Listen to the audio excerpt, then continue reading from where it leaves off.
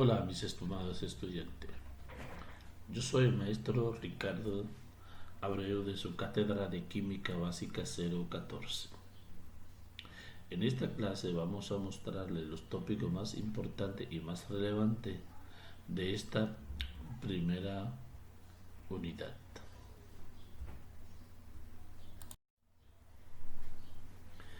Nuestra primera unidad, como está descrito en su programa, es los aspectos fundamentales de la química básica. En este tema veremos los conceptos fundamentales, como bien lo dice su tema, su nombre, como son, por ejemplo, la ciencia, el método científico, vamos a describir cuáles son sus partes, el concepto de química, porque es importante que conozcan y que entiendan a lo que nos vamos a referir en lo adelante. Vamos a tratar la materia, vamos a ver cómo la clasifican, las sustancias, los símbolos, que son las fórmulas químicas. Vamos a hablar detalladamente de lo que es el átomo, de lo que son las moléculas, de lo que son los estados de la materia, de lo que son las transformaciones físicas y químicas. Vamos a ver cómo podemos diferenciar entre una y la otra. También veremos ejemplos muy prácticos de la vida cotidiana de lo que son las transformaciones físicas y las transformaciones químicas. También hablaremos sobre la tabla periódica, el uso de la tabla periódica, qué es la tabla periódica, cómo está estructurada la tabla periódica. Es importante que al tomar un curso de química, manejar la tabla periódica es sumamente importante. Otra parte que es sumamente interesante es cómo se forman los compuestos, qué es lo que hay que tomar en cuenta a la hora de formar un compuesto, cómo se clasifican los compuestos, cómo diferenciar según sus elementos, su estado de la materia entre uno y otro. Veremos también qué son los elementos, cómo están clasificados los elementos en la tabla periódica, cómo se escriben los elementos. También veremos los números de oxidación, para qué lo vamos a utilizar y unas series más de conceptos que lo vamos a detallar según vayamos avanzando en este curso. Continuando con nuestro tema, según los conceptos, veremos algunas definiciones que vamos a manejar en el transcurso de este curso. Un concepto muy importante que debemos tomar en cuenta es lo que se refiere a ciencia. Cuando hablamos de ciencia, a veces se piensa en una cosa extremadamente grande y que no tiene, vamos a decir, una definición concreta. Se cree que es la panacea del mundo y no es así. Vamos a ver un concepto muy interesante, como por ejemplo se define la ciencia como todo saber constituido mediante la observación y el estudio sistemático y razonado de la naturaleza, la sociedad y el pensamiento. El objetivo principal de la ciencia es descubrir las leyes que rigen los fenómenos de la realidad, comprenderlos y explicarlos. De allí se deriva lo que se llama función de la ciencia, que es describir y explicar y predecir tales fenómenos a fin de mejorar la vida humana. O sea, cuando hacemos ciencia, descubrimos, razonamos y predecimos lo que va, vamos a decir, a ocurrir o lo que va en adelante. Cuando se estudia una carrera, cuando se estudia una ciencia, eso es lo que hacemos. Descubrir, analizar y luego dar una explicación muy razonada de eso. Pero la ciencia, ¿Qué genera? La ciencia genera el conocimiento. ¿Y qué es el conocimiento? Bueno, se define como el saber que se ha obtenido a través del método científico. O sea, el conocimiento no es más que ese conjunto, vamos a decir, de todas las informaciones recabadas a través del método científico que nos permitan a nosotros poder describir, razonar y establecer conceptos, vamos a decir, claros, lógicos y razonables. Por eso es que no es fácil estudiar ciencia, porque la ciencia es algo que es muy razonable, muy lógico. Hay que tener un cierto grado de conocimiento muy maduro para poder realizar con certeza lo que es ciencia. Entonces, mis queridos estudiantes, esto es importante saber qué es lo que significa ciencia. Cada uno de ustedes estudia una carrera diferente, leyes, medicina, ingeniería, pero al final del camino todo ese conocimiento que ustedes acumularán en el transcurso de esa carrera y de sus vidas es lo que le llevará a ustedes a hacer ciencia. Ciencia es poder descubrir, poder dar una respuesta lógica y constructiva a un problema basado en el conocimiento. En eso es lo que consiste la ciencia. Continuando con nuestro concepto de lo que es la ciencia, podemos dar una definición ya un poquito más acertada. O sea, la ciencia es conocimiento y es saber, en pocas palabras. La ciencia comprende todos los campos del conocimiento. No se restringe a una área específica. Ofrece conclusiones razonables, válidas y probativas, lo que había hablado en la presentación anterior. El doctor hace ciencia, descubre los problemas y lleva un tratamiento para mejorar ese problema. Observa el problema, estudia el problema, analiza el problema y luego trata de buscar una alternativa a ese problema. El ingeniero por igual, el abogado por igual, el maestro por igual.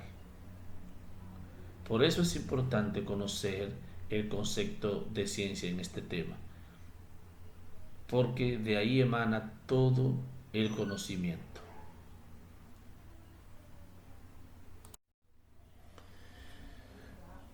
Ya vamos a profundizar un poquito más en el tema de química.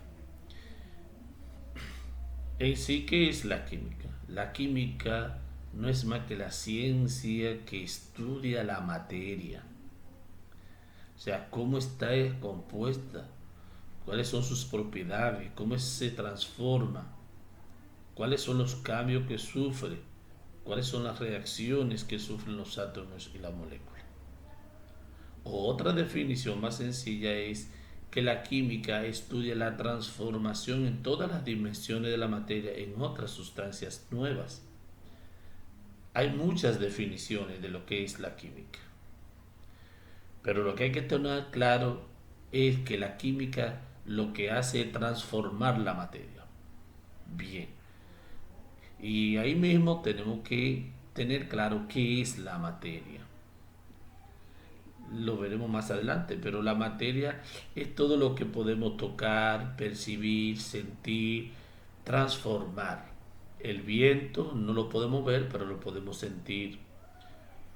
El agua, la madera, la ropa, los alimentos, los metales, etcétera, etcétera. Todo eso es materia. Y para que tengan un ejemplo más acabado, la química lo que hace es transformar esa materia. Por ejemplo, el oro. El oro es un metal precioso que se encuentra nativo. Luego ese oro lleva un proceso de extracción, de remover muchas toneladas de roca, triturar la roca y extraer esos pequeñitas cositas que son muy diminutas, que casi ni se ven, para luego entonces transformar ese oro en una prenda preciosa, en un anillo, en una cadena, en un arete, etcétera, etcétera. O por ejemplo, la ropa, el algodón. Se siembra el árbol, se recoge el algodón de la flor del árbol. Luego eso se lleva a una industria y se procesa y se hacen la ropa, las telas de algodón. O el papel, que se hace de la celulosa de los árboles. Se traen los árboles, se trituran y luego se lleva a un proceso químico industrial de blanqueamiento de la hoja para tener diferentes tipos de hoja blanca, un poquito más oscura, de mayor calidad, de menor calidad. Y a eso es lo que llamamos química, a la transformación. O por ejemplo los plásticos. ¿eh? Los plásticos, reciclar el plástico para luego hacer, no sé, algún tipo de vasija plástica, botella plástica, y mucha silla plástica, mesa plástica. A eso es lo que se llama transformación de la materia. ¿De acuerdo? Y a eso es lo que se le llama química. Ahora bien, para sus grandes estudios, la química se ha dividido en dos áreas muy específicas. Existen otras, pero se han dividido en dos muy específicas, que son la orgánica y la inorgánica. ¿Qué es la química orgánica? Bueno, la química orgánica se define como aquella que estudia los compuestos derivados del petróleo, o mejor y mayor específicamente, aquellos compuestos que poseen cadenas de carbono, como lo dice su presentación, por ejemplo, el gas propano.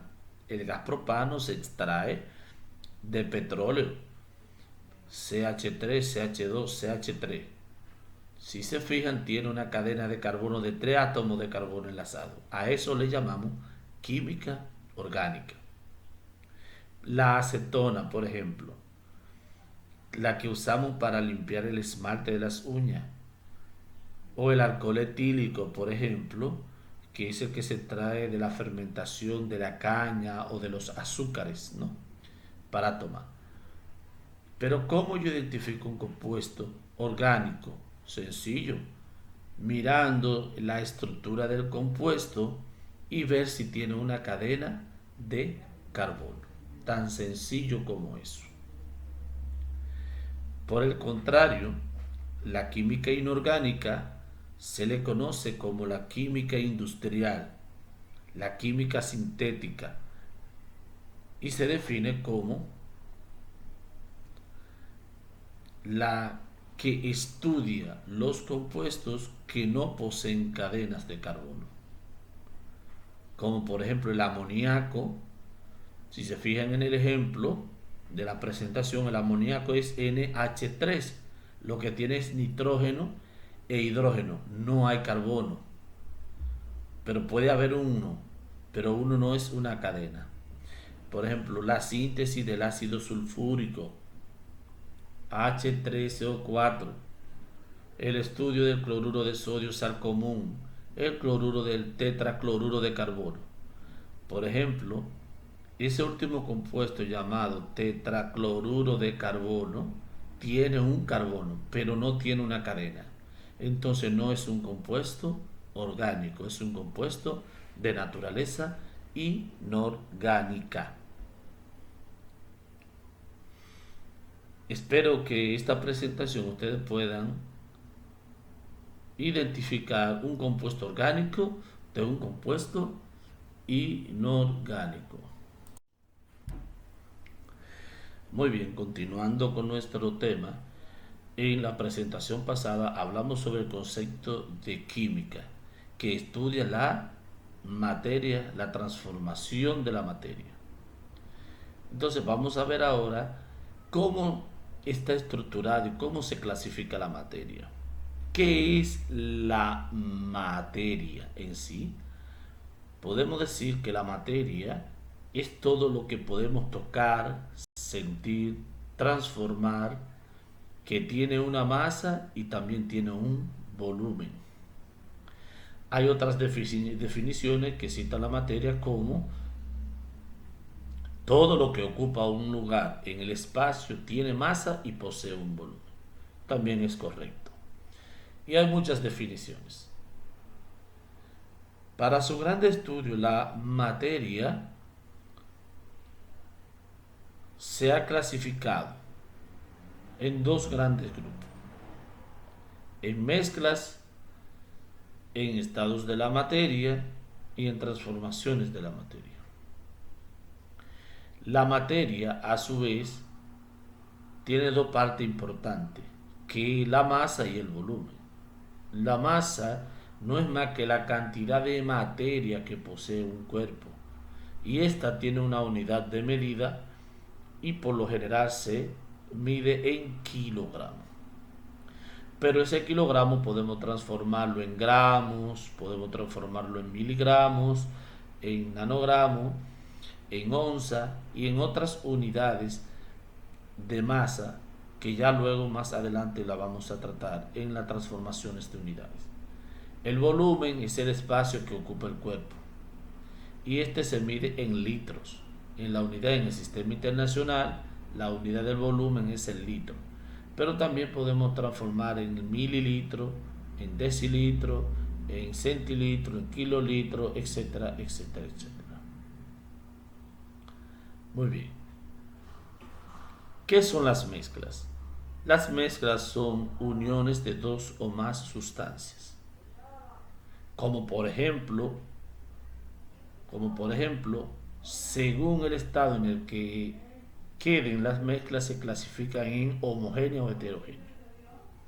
Las mezclas homogéneas son aquellas que presentan una sola fase, una sola textura, como por ejemplo el café, el chocolate, los refrescos, el jugo, yogur, bizcocho, etcétera, etcétera, etcétera, que tengan una sola fase, un solo color, una sola textura. Las mezclas homogéneas no se pueden separar a través del método, pero las mezclas heterogéneas sí se pueden separar. ¿Cuáles son las mezclas heterogéneas? Aquellas que presentan dos fases. Por ejemplo, como se ve en la imagen, eso es agua y aceite. Ven que se puede percibir que hay agua y hay aceite, o sea que hay dos capas. Entonces las mezclas heterogéneas sí se pueden lograr separar. Si ese aceite yo quisiera separarlo del agua, pues lo puedo hacer por varios métodos. O puedo calentar el agua hasta evaporarlo y que me quede el aceite. O puedo filtrar el agua y que me quede el aceite. El aceite es mucho más pesado y no filtrará. En definitiva, entonces las mezclas se clasifican en homogéneas y heterogéneas. Otra parte importante de la materia son los estados de la materia, que no es más que el estado físico en el que se encuentra la materia. Existen tres estados fundamentales de la materia: el estado sólido, el estado líquido y el estado gaseoso. Y entre ellas podemos transformarla entre una y otra. Por ejemplo, si yo tengo la materia en estado líquido, como es el agua, pues yo puedo llevarla en estado sólido congelándola.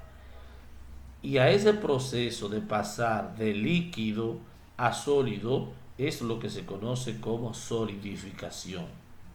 En este caso, disminuimos la temperatura. Pero si vamos a pasarlo del sólido al líquido, entonces tenemos que aumentar la temperatura y a ese cambio de estado se le llama fusión. Si quiero transformar el sólido a gaseoso, entonces a ese cambio de estado se le llama sublimación.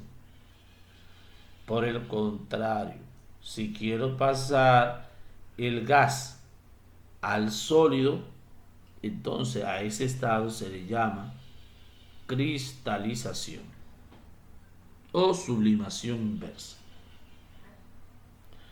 Y si yo quiero pasar, por ejemplo, el gas en líquido, a ese fenómeno, esa transformación se llama condensación y se da mucho en las casas cuando, por ejemplo, ponemos a hervir el agua. Todo ese vapor de agua se pega en la tapa y vuelve a caer como gotitas. A eso se le llama condensación. Y si yo quiero transformar el líquido en gas, entonces se llama evaporación. Todos esos cambios de estados se le conoce con el nombre de transformaciones físicas de la materia.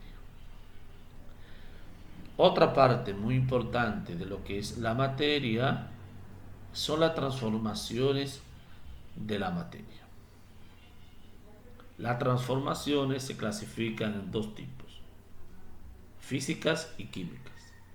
Las transformaciones físicas es aquella donde no cambia la materia, sino solo su aspecto físico, como por ejemplo congelar el agua, cambio de líquido a sólido, pero sigue siendo la misma agua. Yo la puedo calentar, la puedo congelar, la puedo evaporar, pero el agua sigue siendo agua, aún esté congelada, aún esté en estado gas o aún esté en estado líquido, sigue siendo la misma agua. Pero las transformaciones químicas son totalmente distintas. En esta la materia se transforma, cambia a otras nuevas.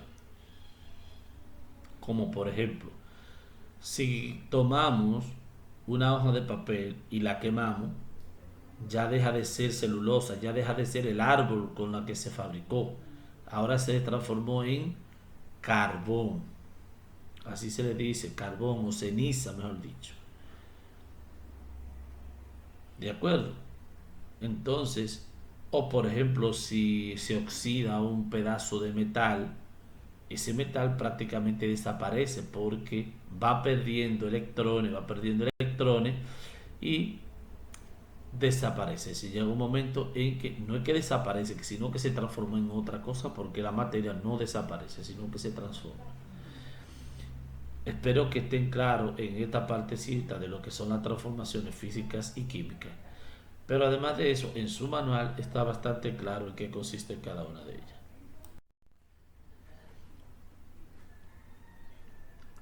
Continuamos con la definición de lo que es la materia. Esta presentación es una presentación de un ejemplo para que ustedes vean cómo que se encuentran los átomos de la materia en sus diferentes estados. Por ejemplo, fíjense los átomos en el primero: átomo de hidrógeno, átomo de oxígeno y átomos de bromo. Un poquitito separado, ¿verdad? Más separado. Por lo general, cuando están muy separados es porque esa materia es gaseosa. En el estado gaseoso, los átomos siempre están muy dispersos. Es el ejemplo del lado izquierdo de la presentación. En el centro, por ejemplo, tenemos la molécula del agua, ya un poquito más unida porque es el estado líquido en el que se encuentran. Y el del lado derecho, cuando están en estado iónico, que son los iones, ya es sólido. Cuando está en el estado más sólido, está mucho más unido, mucho más empaquetado, mucho más entrelazado. O sea, eh, para que entiendan, en el estado sólido los átomos están muy empaquetados, muy unidos, vamos a decir, muy estrechos, y es difícil separarlos, muy difícil. Ya en el estado líquido, que es el que está en el centro, está un poquito más alargadito por los enlaces, que lo vamos a ver más adelante en el otro tema. Y en el estado gaseoso es cuando los átomos ya están mucho más dispersos porque la molécula absorbe energía y tiende a dilatarse la masa y por tanto tienden incluso a ser muy ligera. Por eso es que el oxígeno eh, se queda en el área así muy deambulante.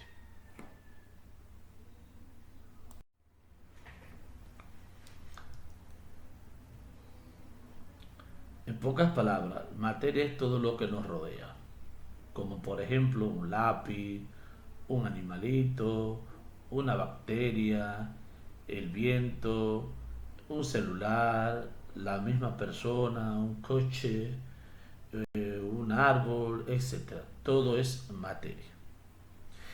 Bien, La materia está formada por elementos y los elementos son la unidad fundamentales de los compuestos.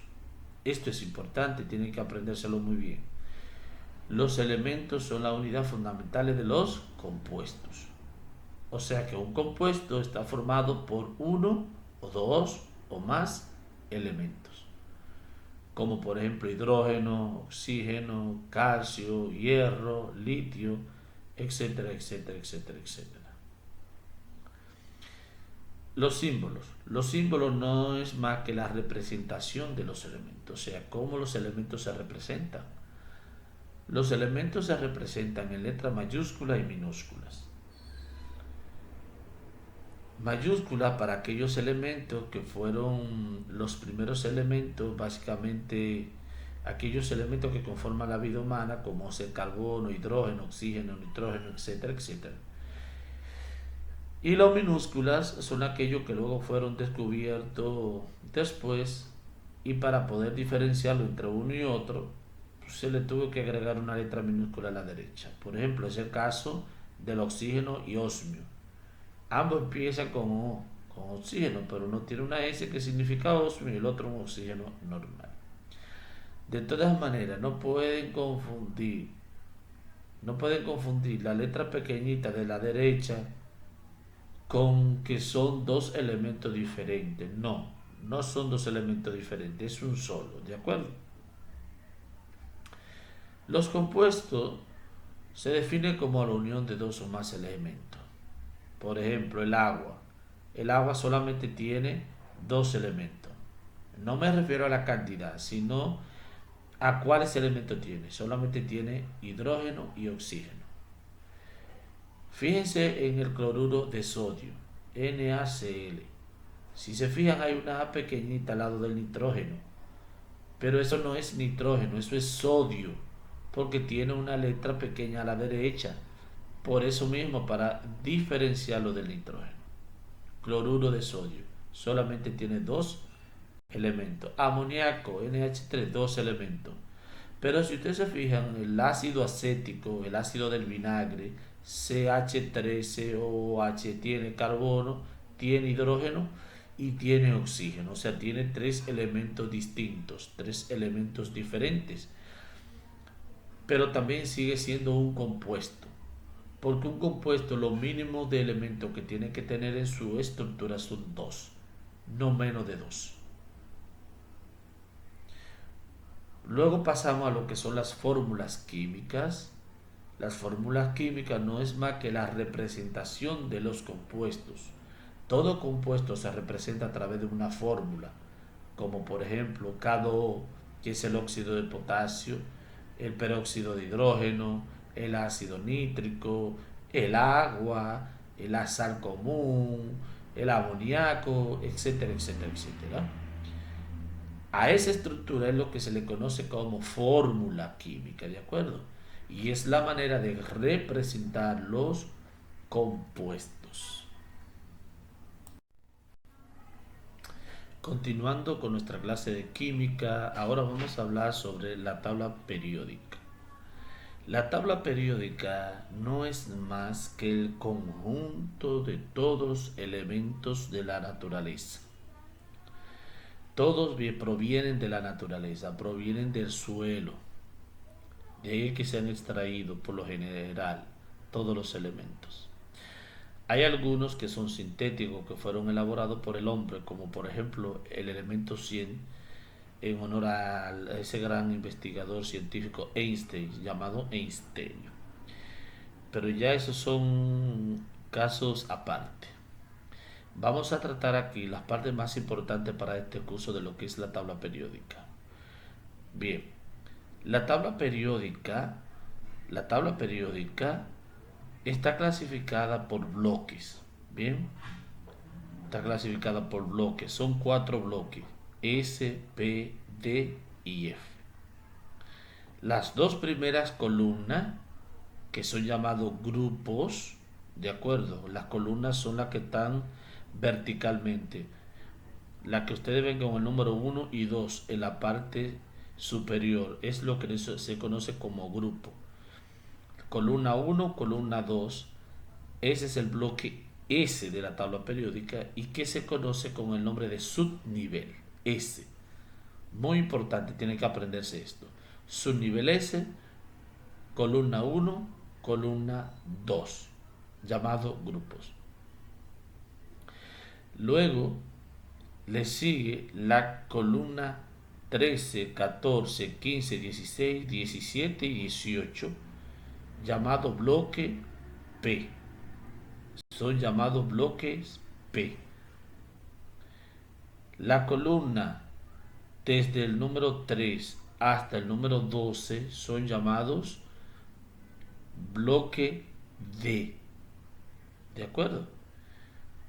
Bloque D. Y los elementos que están debajo en los últimos son el bloque F. Bien, entonces a la columna le llamamos grupos y a las filas le llamamos periodo o niveles. Por lo general le decimos niveles. Entonces, es muy importante que entiendan lo siguiente. Cada elemento de la tabla periódica tiene un grupo y un nivel. O sea, una letra S, P, D o F y un nivel que es 1, 2, 3, 4, 5, 6 o 7. Solo hay 7 niveles y solo hay 4 bloques. Bloque S, P, D y F. Muy bien. La columna 1 y 2 le llaman por nombre elementos alcalinos porque son elementos más reactivos de la tabla periódica y son formadores de sales. Los elementos que están en la columna del 13 al 17 son llamados elementos representativos, así se les llama, o elementos de la familia, como lo está escrito ahí, de la familia del boro, carbono, nitrógeno, oxígeno y flúor. Los elementos que están de la columna 3 a la columna 12 son llamados elementos representativos, elementos de transición. ¿De acuerdo? Son llamados elementos de transición, porque son los elementos que tienen la última capa de valencia incompleta. Los elementos que están en el grupo 18 son llamados gases nobles. Son llamados gases nobles porque son elementos que ya tienen su última capa de valencia 8 electrones y son estables, no les gusta reaccionar con nadie. Por eso se les llaman nobles. Y los últimos elementos que están abajo son llamados elementos de tierras raras, que de hecho esos elementos son los que más se están utilizando ahora para fabricar los celulares y alta tecnología, donde China acapara el 70% de todos esos elementos del mundo. Por eso el precio se ha disparado. Son muy caros. Otra parte importante que ustedes tienen que tomar en cuenta es cómo saber cuáles elementos son metales, no metales y metaloides. Para eso la tabla periódica tiene una simbología en su centro que le dice de dónde a dónde son metales y metaloides. Por ejemplo, desde el elemento astato hacia la izquierda, todos son metales.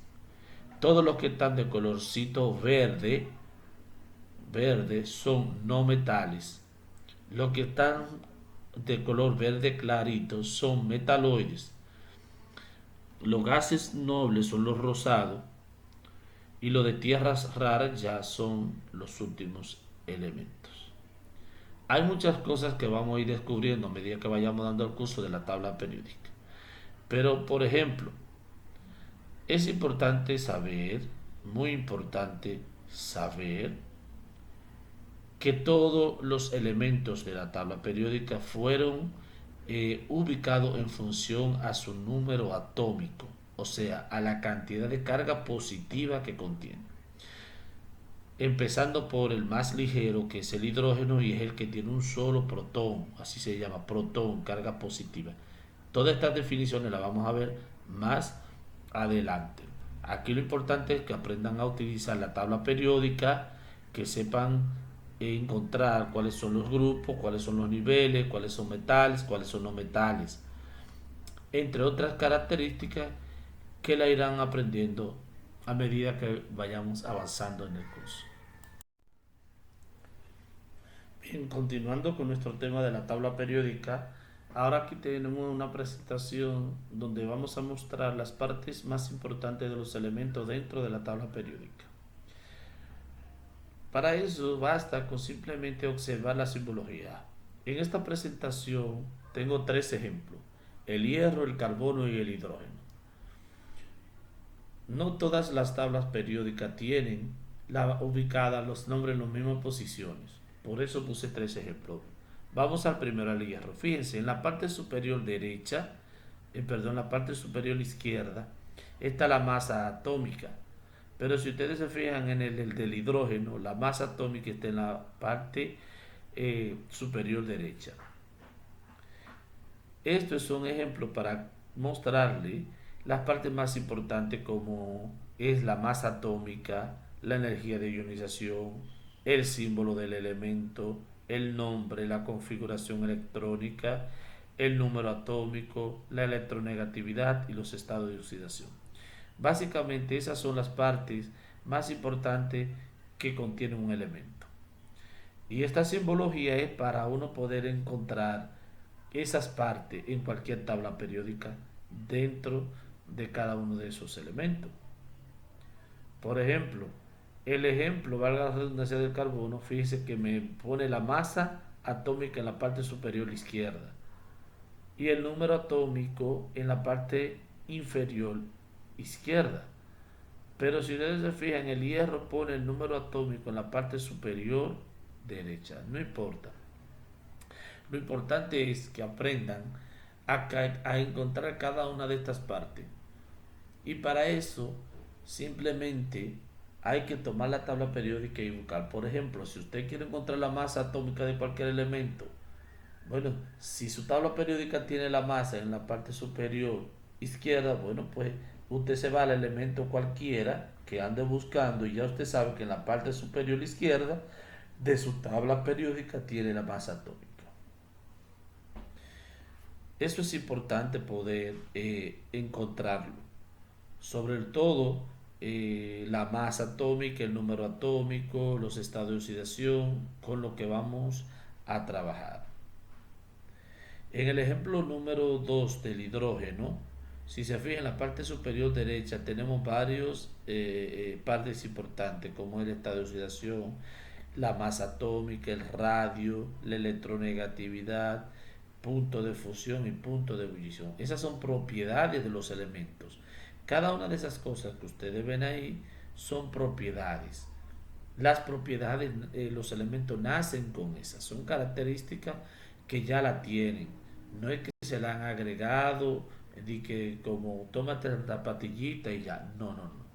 Los elementos tienen sus propiedades y ya vamos a hablar de eso un poquito más profundo cuando entremos en ese tema de características y propiedades de los elementos. Es muy importante que lo aprendan.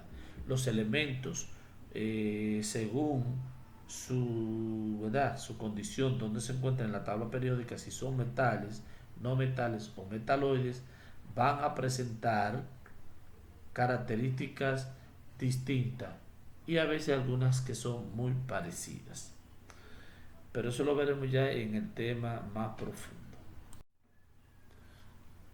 Continuando con la tabla periódica, miren unos ejemplos muy importantes que hay que saber aquí. Por ejemplo, el Z se conoce como el número atómico, muy importante, y es la cantidad de protones o de carga positiva que tiene el elemento.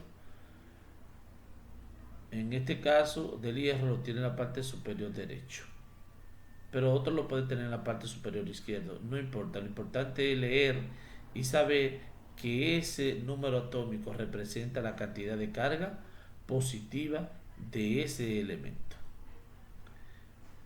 La masa atómica es una ecuación, mírenlo aquí, y se define como la sumatoria de todas las cargas positivas y las cantidades de neutrones que tiene el elemento.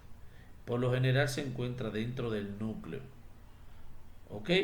O sea, cantidad de carga positiva, protones más los neutrones, son lo que me da a mí la masa de ese elemento y se representa con la letra A mayúscula.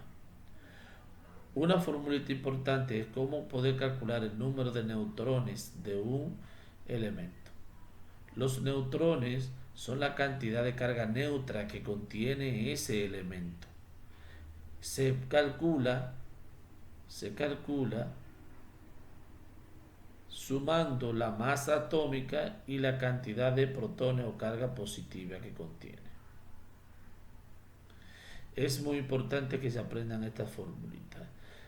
Ya luego más adelante, en unos ejemplos, veremos cómo lo vamos a calcular. La energía de ionización es muy importante. Fíjense a qué llamamos energía de ionización. Es cuando el elemento está en estado gaseoso al principio, el hierro, más EI significa energía de ionización. Esto lo que significa es que yo le estoy aplicando una energía de ionización al hierro, pierde dos electrones y se queda formando un ion positivo igual a la cantidad de carga, que es igual a la cantidad de electrones que pierde. Perdió dos electrones, queda dos cargas. Perdió un electrón, tiene una carga. No perdió electrones, pues no se convierte en un O cation. O sea, en definitiva, la energía de ionización es aquella energía que se le suministra a los metales en estado gaseoso para arrancar un electrón y convertirlo en un cation o ion positivo. Tenemos el símbolo, muy importante, el nombre del elemento, la configuración electrónica, que lo que hace es distribuir ordenadamente los electrones de los elementos en niveles y subniveles. Esta partecita que dice 3d6 4s2 en este elemento es lo que se conoce como capa de valencia. Lo importante es que usted sepa que esa partecita que está detrás de este elemento que está entre el corchete es lo que se conoce como capa de valencia. La electronegatividad es el poder de un átomo de atraer los electrones hacia sí y se representa con una letra X. La letra X representa la electronegatividad. Es esa capacidad que tienen los átomos de poder atraer electrones y formar los enlaces. Si forman los enlaces, entonces formarán los compuestos. Es muy importante que se aprendan esto. Esto es sumamente imprescindible en este curso. O sea, calcular los protones que ya están, calcular los neutrones, que es la que más se calcula, porque los elementos ya tienen la masa y tienen los protones. ¿De acuerdo? Entonces, es bastante fácil poder hacer el cálculo.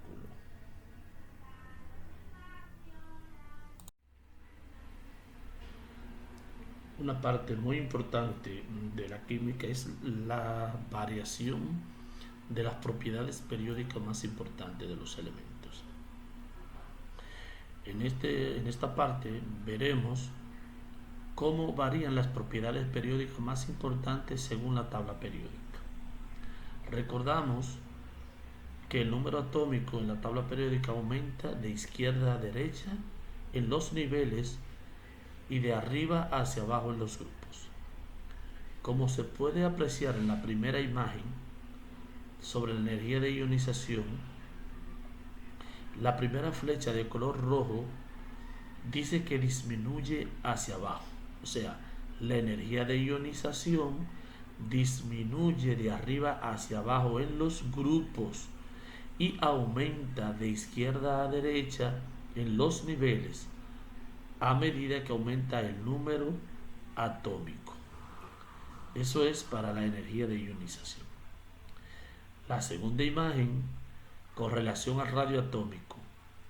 El radio atómico de los elementos aumenta de arriba hacia abajo en los grupos a medida que aumenta el número atómico y disminuye de izquierda a derecha en los niveles a medida que aumenta el número atómico. La otra propiedad más importante es la afinidad electrónica. La afinidad electrónica para los grupos disminuye de arriba hacia abajo y para los niveles aumenta de izquierda a derecha a medida que aumenta el número atómico. La electronegatividad disminuye de arriba hacia abajo en los grupos y aumenta de izquierda a derecha en los niveles a medida que aumenta el número atómico. Y el efecto pantalla aumenta de arriba hacia abajo en los grupos y en los niveles se mantiene igual para los elementos, o sea, no varía en ese sentido.